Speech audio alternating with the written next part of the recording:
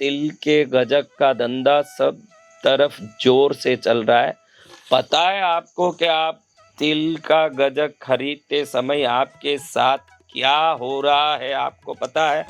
तिल एक दुनिया की ऐसी वस्तु, जिस वस्तु की ताकत को पूर्ण रूप से जानते हुए ही सनातन धर्म के हर अनुष्ठान में तिल का महत्व सबसे प्रथम रखा है। यज्ञ हो तो तिल से आहुति हो और पूजा हो तो तिल के तेल के दीपकों का वहां पर निश्चित उपस्थिति हो।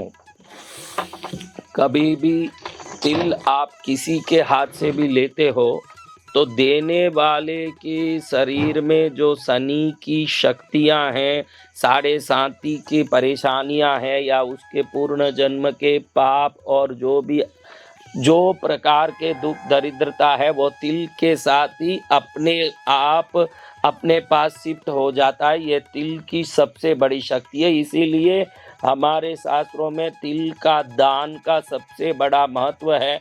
और दक्षिण में तो लोहे की कढ़ाई में तिल का तेल भर के चेहरा उसमें देख के दान दे देते हैं, ताकि साढ़े साती की शनि हो या शनि की दशा हो या कोई भी दोष दुख दरिद्र और परेशानी से दुखी हो, तो उस तिल के तेल को देखने मात्र से, उस दृष्टि से ही, उस नज़र से ही उस तेल में अपने पूरे पाप दुख दरिद्र और दशाओं की सभी पीड़ाएं निकल के लेने वाले के पास पहुंच जाते हैं। और आज ठंड के दिन में 12-12 बजे तक जोर से सब जगह तिल के गजक का धंधा चल रहा है और लेने वाले लोग बिल्कुल अज्ञानता के साथ बेधड़क खरीदते हैं तिल का गजक। उनको पता नहीं है कि तिल को किसी के हाथ से स्पर्श करके लेना ही नहीं चाहिए। इसीलिए दक्षिण भारत में कहीं भी यज्ञ होता हो, कहीं भी अनुष्ठान होता हो, यजमान जब वेदी में बैठे हुए ब्राह्मण को परात में तिल देते हैं यज्ञ करने के लिए,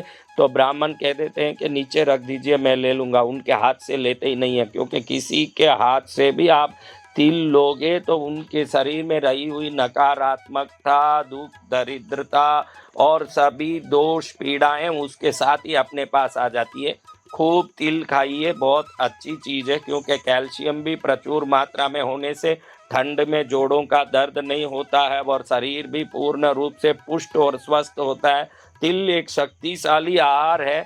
लेकिन कभी भी गजक खरीदते हो या कोई भी किराने के दुकान से तिल खरीदते हो, तो दुकानदार के हाथ से नहीं खरीदना चाहिए। ये बहुत ही जरूरी और महत्वपूर्ण विषय है, क्योंकि विज्ञान के अनुसार भी तिल में विद्युत की शक्ति होने से ही प्राचीन जमाने से सबसे पहले तिल के तेल से ही दीपक जलाने का प्रथा शुरू हुआ, क्योंकि उस तेल में से बहुत आसानी से तेल ऊपर चढ़ के ज्योति को जलाने में सहयोग करती है। उसमें बहुत अच्छे से विद्युत शक्ति भरी हुई है।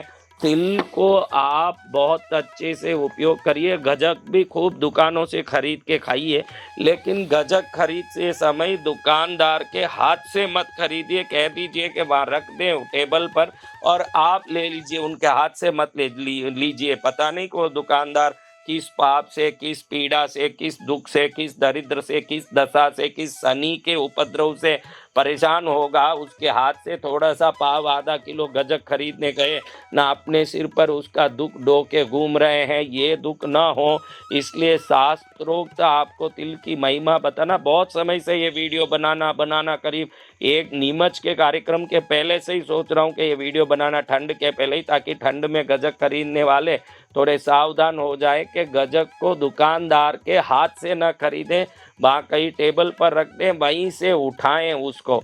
ये बहुत ज़रूरी है। इसलिए तिल का जो भी खरीद कर रहे हैं गजक के रूप में या अखंड तिल के रूप में किराने के दुकान में, तिल को कभी किसी के हाथ से न खरीदें। अपने घर में भी तिल को अपने हाथ से किसी को ना दें।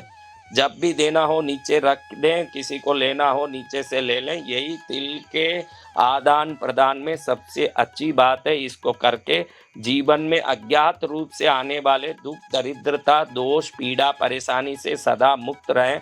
यही मंगल कामना है। जय माँ।